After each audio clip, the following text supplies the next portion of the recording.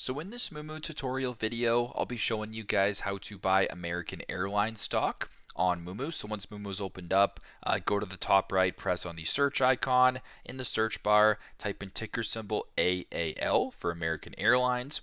At the top here, press on this first option. Once you're here, I'll go down to the bottom left and press on trade and then press on buy. Now, once you're on the buy page, make sure that buy is selected. So if it's red, it's sell. If it's green, it's buy. Make sure that the session that you select is present.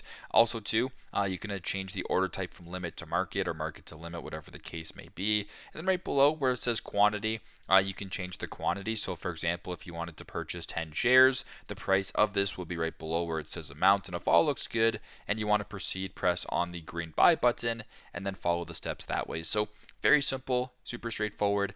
This is how to buy American Airlines stock on Moomoo. Thanks again for watching and hope this video helps.